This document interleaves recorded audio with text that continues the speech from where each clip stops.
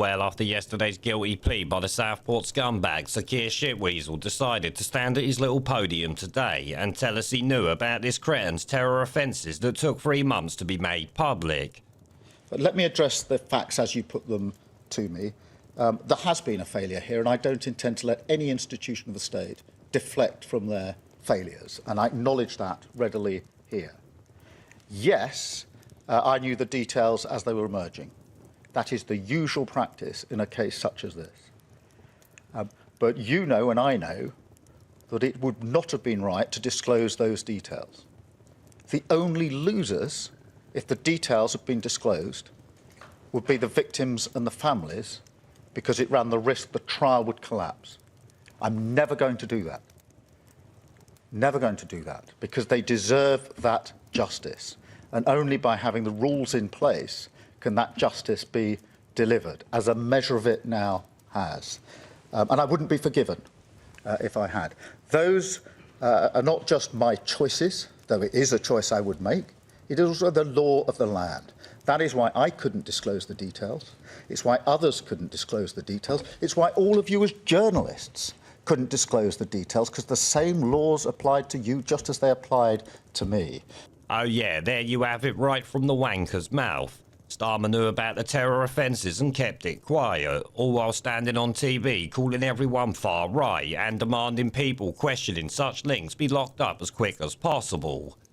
What a wanker! This for me is beyond scandalous and should see the end of this prick, Yvette Cooper and anyone else that knew and went on to vilify the public despite them being fucking right. Shit, Nigel Farage literally asked if he was known to the police and got attacked for daring to say such a thing. They even tried calling them Farage riots at the time, remember, when in reality they're more like the Starmer riots, I think, since his withholding of information allowed speculation to run rife and obviously shit to go tits up.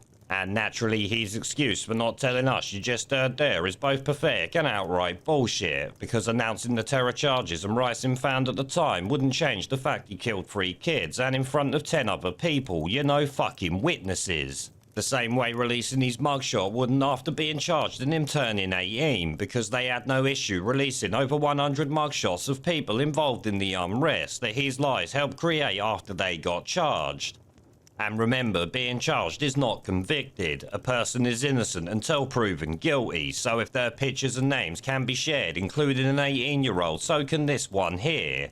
But the fact Starmer's now admitting this just heaps more pressure on him if you ask me, because remember, he demanded rapid prison sentences for people questioning him, who it now seems were bloody right. I will be shocked if this clown sees out the end of his term, I've gotta say, because it's scandal after scandal. I won't be sad about it, but I still will be shocked. Now, what I'm not shocked about is the fact it seems the BBC cut off some of the more spicy questions being put to Starmer, like these two here. Can I have Paul Brand, please, from ITV? Paul Brand from ITV. Thank you, Prime Minister. All of us, as you say, as journalists, understand the risk of contempt of court, of prejudicing a trial, but we live in a different age now, don't we, where misinformation and disinformation spreads at lightning speed online. I was in Southport on the day of the attacks. There was a short window in which information could have been released before charge, before any risk of prejudicing a trial. Why didn't you do that? And do you think it was a mistake not to provide that detail then? Firstly, let me address part of your... Prime Minister, sorry to labour this point, but I think it's important. All summer we were repeatedly told that the Stockport attack was not terror-related, it wasn't being treated as terror-related. That wasn't true, because in October, this monster was charged with a terror offence. Now, information was put into the public domain then that didn't collapse the trial. It didn't jeopardise justice. It was just months later. Now, you say you knew about the ricin and the Al-Qaeda bomb manual, and it was known to the authorities. Did you know about that personally at the same time the public, the press, and you and the police were saying this is not terror related? Because I think that's the nub of the issue, and that's what's upset people.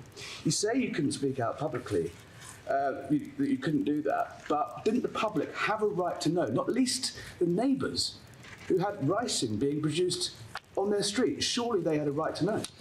Oh yeah, they both had Starmer by the bollocks with them questions there, and they are good questions. But it does make you wonder why the BBC decided the public shouldn't see them questions, and instead cut to the studio 2 questions in after Beth Rigby got the piss poor answer I showed you a minute ago. Is this the BBC showing favouritism to Starmer and running damage control for him? It certainly looks that way to me. I don't know about yous lot.